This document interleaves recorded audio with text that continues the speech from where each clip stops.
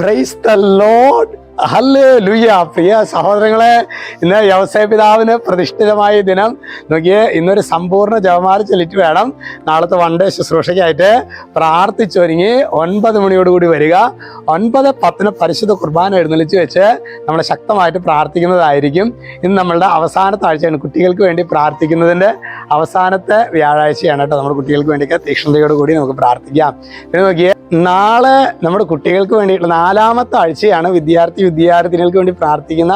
അതുകൊണ്ട് തന്നെ നമ്മുടെ കുട്ടികളൊക്കെ ആയിട്ട് നമ്മൾ വരികയാണെങ്കിൽ അത് വലിയൊരു ബ്ലെസ്സിങ് ആയിരിക്കും. പിന്നെ നോക്കിയേ, നാളെ 4:30 തുടങ്ങി, 4 മണി തുടങ്ങി. ശരിക്കും നമ്മൾ 4 മണി തുടങ്ങി കുട്ടികൾക്ക് വേണ്ടിയിട്ടുള്ള റിട്രീറ്റ് ആരംഭിക്കുകയാണ്. ശക്തമായിട്ട് പ്രാർത്ഥിക്കണം. കുഞ്ഞുനാളിൽ പ്രിയ സഹോദരങ്ങളെ, അത് നമ്മൾ ഇന്ന് ധ്യാനിക്കുന്നത് അതാണ്. സങ്കീർത്തനം 68:20. നമ്മുടെ ദൈവം രക്ഷയുടെ ദൈവമാണ്. ഇത് കുഞ്ഞു മനസ്സിൽ കയറണം. ഇത് 40, 45, 50 വയസ്സായിട്ടല്ല സഹോദരങ്ങളെ. നമ്മുടെ മക്കളെ ഡ്രഗ്സിനൊക്കെ അടിമയായി ആയിട്ടല്ല ഈ മെസ്സേജ് കയറേണ്ടത്. നമ്മുടെ ദൈവം രക്ഷയുടെ ദൈവമാണ്. എൻ്റെ ഏത് പ്രതികൂലങ്ങളാണെങ്കിലും, എൻ്റെ അപ്പനും അമ്മയും എന്നെ ഉപേക്ഷിച്ചാൽ പോലും എൻ്റെ ദൈവം എന്നെ കൈവെടിയുകയില്ല എന്ന് കുഞ്ഞുനാളിൽ ഇത് കയറണം. അതുകൊണ്ട് തന്നെ നാളത്തെ ശുശ്രൂഷയ്ക്ക് വേണ്ടി നിങ്ങൾ പ്രത്യേകമായിട്ട് പ്രാർത്ഥിക്കണം കേട്ടോ ശുശ്രൂഷകരെ.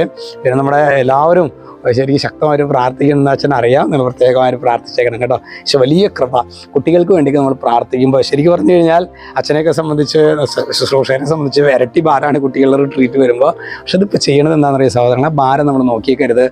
ശരിക്കും അത് നമുക്കിപ്പോൾ നമ്മൾ കുട്ടികൾക്ക് വേണ്ടി എന്തെങ്കിലും ചെയ്താൽ ഈശോ അതിനെ പ്രതി റിവാർഡ് ചെയ്യും എന്നുള്ള കാര്യത്തിൽ മുതിർന്നവർ നമ്മുടെ റിട്രീറ്റ് നമ്മൾ എന്തോരം ചെയ്താലും നമുക്കറിയാലോ, നമുക്ക് എന്തോരം മാറാൻ പറ്റണമെന്നൊക്കെ നമുക്കറിയാലോ. അതേസമയം കുട്ടികളിൽ അങ്ങനെയല്ല സഹോദരങ്ങളെ. കുട്ടികൾക്കൊരു കൃപ കിട്ടിക്കഴിഞ്ഞാൽ പിന്നെ അവരതിനു വേണ്ടി മരിക്കും. അപ്പോൾ അതുകൊണ്ട് നമുക്ക് കുട്ടികളുടെ റിട്രീറ്റിന് വേണ്ടി നമ്മൾ പ്രത്യേകമായിട്ട് പ്രാർത്ഥിച്ചേക്കണം കേട്ടോ. ഈശോ നിങ്ങളെല്ലാവരെയും സമൃദ്ധമായിട്ട് അനുഗ്രഹിക്കട്ടെ.